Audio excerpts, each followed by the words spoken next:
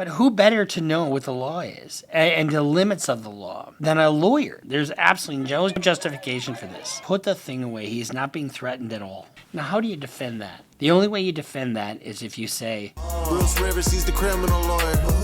Bruce Rivers, he's the criminal lawyer. Bruce Rivers, he's the criminal lawyer. And what he do? And it's gonna react to all the self-snitching. Hi, this is Bruce Rivers. Welcome to another episode of Criminal Lawyer Reacts. I'm Bruce Rivers, your board-certified criminal defense lawyer with our content genius, who has graciously gifted me these pearl-handle pistol cufflinks. Today we're reacting to a retired lawyer/law professor who shot and killed a couple protesters in Panama. And this will be a good lesson in how not to use a firearm. But before we get to that, this episode is brought to you by eSign.com. You know, my grandmother's sitting downstairs in her basement, and guess what? She loves to conceal and carry. That girl just loves her Glock 9. Well, you know what? She's, not getting so mobile. And so what did she do? The people at the gun shop, she had to apply for a permit. So they downloaded the app. They got 3 free signatures a month. She was able to e-sign her concealed carry. And now Grandma's packing a pistol. I use it all the time in my practice, all the time when I use it for a retainer agreement or I do any other kind of document that you need signed. So eSign.com, a very effective way to remotely do business. You're in the road and you're pissed off. You're pissed off because there's a bunch of protesters, whatever the protest. And in this case, they happen to be protesting. They were climate change activists protesting the opening of a copper mine. Just because you're pissed off does not give you the right to shoot somebody. It just doesn't. But there's a fine line between when a protest turns violent and you're able to use deadly force and when you're not. But let's take a look at this fine gentleman as he decides to trade the rest of his life for a moment of superiority. So you see people, with the flags. He's an upper end of society. He's a lawyer. He's a professor.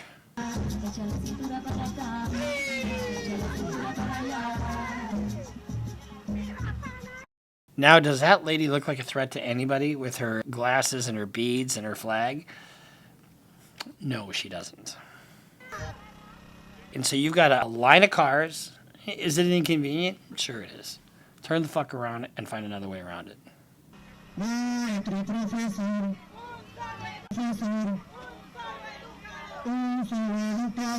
Now, he pulls out his firearm in this instance. Is there any justification for this whatsoever? He's doing this because, let's say for the sake of argument, somebody said, we're going to kill you. Well, then he would be. But I don't think that's what happened here.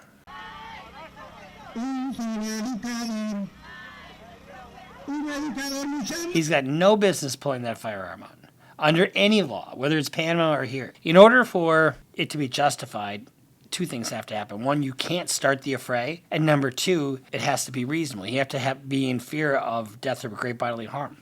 You think he's just pissed off because they're not moving.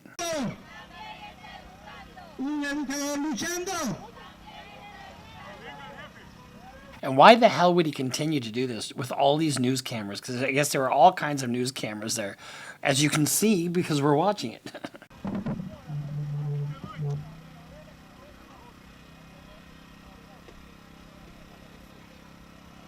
Now, anybody that would be stupid enough to challenge him, like grab the tire while he's got a gun in his hand, is somebody not playing with a full deck.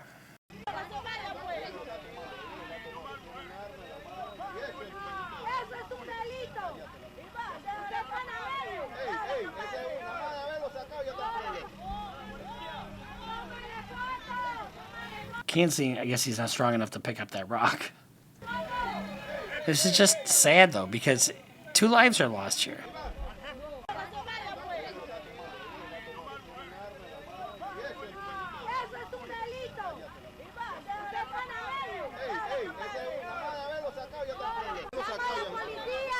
Now, he's got this gun on, and actually brandishing a firearm and putting somebody in fear of great bodily harm is also an assault. You don't have to shoot somebody for it to be an assault.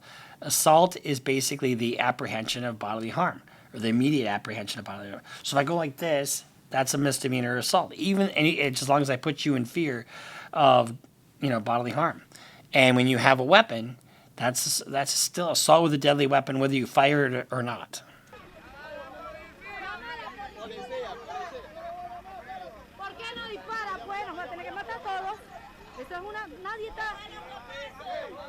Put the thing away. He's not being threatened at all.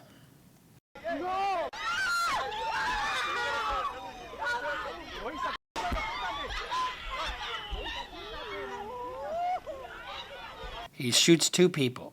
One dies immediately at the scene, and another one dies later at the hospital. Nobody's attacking him. There's absolutely no justification for this. Guess what?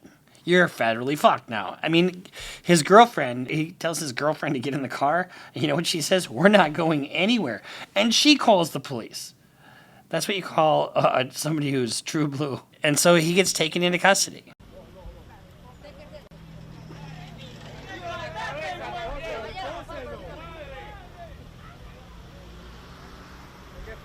Now, how do you defend that? The only way you defend that is if you say some kind of a semblance that, they were threatening me. I wanted them to move, and I was moving their barricades so I could get through, and then they told me they were going to kill me. That's the only way you defend that case, whether it's true or not. That's his only defense. He has to be in fear of great bodily harm or death. So according to news reports, the roadblocks set up by the protesters have caused about $80 million in daily losses to businesses and other things. So, you had construction workers and teachers unions and all kinds of other people who have banded together to protest this copper mine. And this asshole's got to get out there, and he decides to shoot 2 people. So the 2 men that he shot were 2 teachers. Abdiel Diaz, who died at the scene, and Ivan Rodriguez, who was taken to a clinic but was pronounced dead upon arrival. Now, these are 2 teachers. I'll be honest with you, I'm not a big protest kind of guy, but it's your right to protest, right? Is it a pain in the ass sometimes? Sure is. But you know what? It doesn't mean that you have the right to kill. Now, this guy's a little bit older. He's 77 years old. So he's charged with 2 counts of aggravated homicide and illegal possession of a firearm. Now, I don't know if this is accurate or not, but according to one report, he could probably just serve house arrest because of his age. But he was ordered to detain. One of the reasons we're showing you this is because this happens all the time with road rage incidents, and that's kind of this fits that kind of MO in a sense. You're really so pissed off that you have to act out. The more pissed off you get, walk away. Walk away and do whatever you can to de-escalate. Because when you're really pissed off, a lot of times you can either say or do something that you can't take back. It's like saying fuck you to your loved ones. You don't say that.